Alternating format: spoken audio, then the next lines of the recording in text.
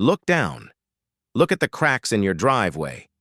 Look at the edges of the scorching hot pavement where nothing else survives. You see that low-growing plant with the fleshy leaves and reddish stems. You probably stepped on it this morning. You probably cursed it as a nuisance. You might have even sprayed it with poison to make it go away. But what if I told you that the weed you are trying to kill contains more omega-3 fatty acids than any other leafy vegetable on Earth? What if I told you that a single serving of this plant packs a nutritional punch that rivals the expensive fish oil supplements the pharmaceutical industry sells you for $50 a bottle? This is not just a garden pest. This is a biological anomaly. It is a survival machine that thrives in drought, laughs at heat waves, and grows in soil that is practically dead. Yet modern society has conditioned you to see it as trash.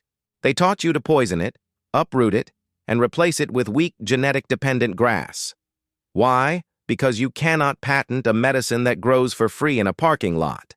Stop stepping on your survival. Welcome to reclaimed nature. To understand the true power of this plant, we have to stop looking at our modern lawns and start looking at the ancient world. If we rewind the clock 2,000 years, this plant, Portulaca Oleracea, commonly known as Purslane, was not an enemy. It was royalty. Open the archives of ancient Rome. Pliny the Elder, the great naturalist and philosopher of the Roman Empire, did not tell farmers to spray it with chemicals. He documented it as a critical medicinal herb.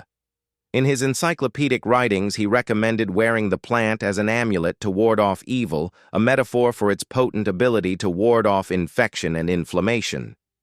To the Romans, this was a staple of vitality, a plant that healed the body from the inside out.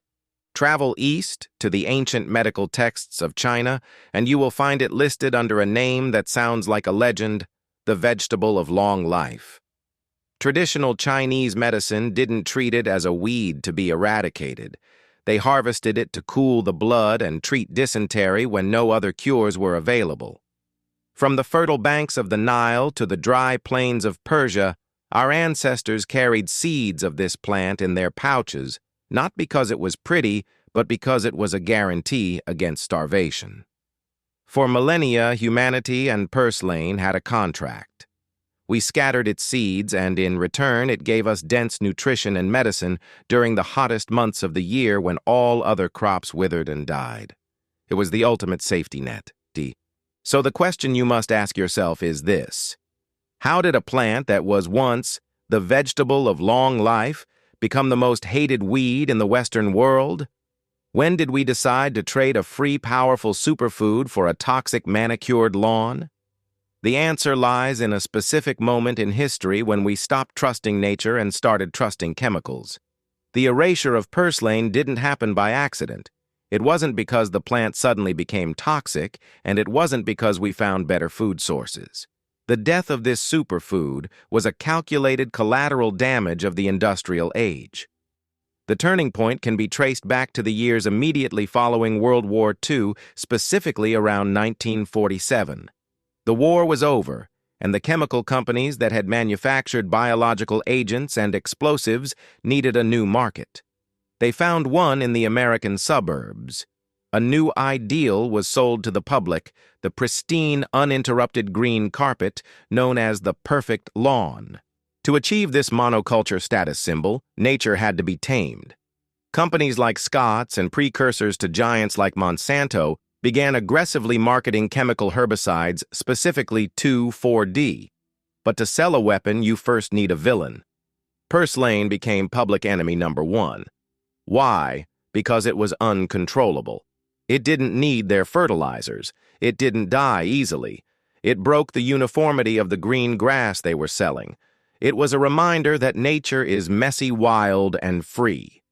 A massive marketing campaign rebranded this ancient food source as an invader. They didn't call it the vegetable of long life anymore. They called it a noxious weed. They taught a generation of fathers that a good homeowner kills Purslane on sight. We stopped seeing food. We started seeing a flaw in our landscaping. For 70 years, we have poured billions of gallons of poison onto our soil to kill the very thing that could save us. We poisoned the ground to protect a grass that we cannot eat, only to drive to the pharmacy to buy synthetic supplements to replace the nutrients we just killed in our own driveways. It is the ultimate irony of the modern consumer. But while we were busy poisoning it, scientists were beginning to realize that we had made a terrible mistake.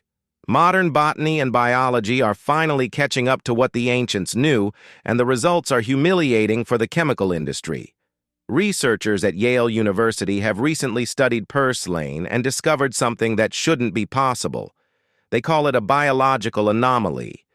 You see, most plants pick a lane.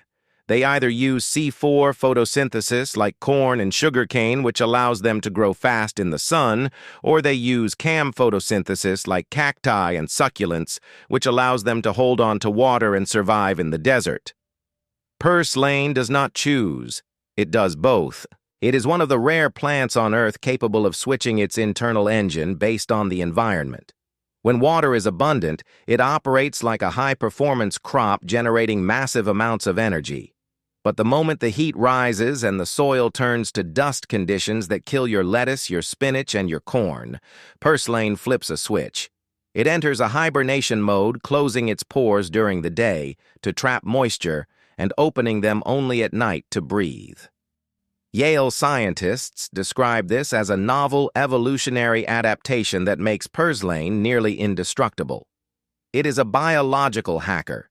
It doesn't just tolerate drought, it eats it. And because of this stress response mechanism, the plant concentrates nutrients to protect itself. That is where the omega-3s come from. It is not just a leaf. It is a dense battery of survival energy. It contains alpha-linolenic acid in concentrations higher than some fish oils, along with vitamins A, C, and E, and essential minerals like magnesium. The science is undeniable. The plant growing out of the crack in your sidewalk is more technologically advanced than the genetically modified crops in the fields, and more nutritious than the vegetables rotting in your refrigerator. The ancients were right. The chemical companies were wrong. Now that you know the truth, the concrete slab in your driveway looks different, doesn't it? It's no longer a sign of neglect. It's a pharmacy. But knowledge without action is useless. It is time to reclaim what was stolen from you. Before you harvest, you must be a strategist, not just a grazer. Nature demands attention. There is one imposter you must watch out for: a plant called spurge. It grows flat like Purslane, but it is toxic. The test is simple, and it requires you to get your hands dirty. Break the stem. If you see a milky white sap, that is spurge. That is poison. Do not touch it. But if the sap is clear like water, you have found the gold. You have found the Purslane. Harvesting it is an act of rebellion. You don't need to dig it up. Remember, this plant is a survivor. Snip the tender tips of the stems, and it will regrow, doubling its output for you within weeks. It is a renewable resource that requires 0 gallons of water from your hose. Bring it inside. Wash off the dust of the modern world. You can eat it raw and you will be surprised.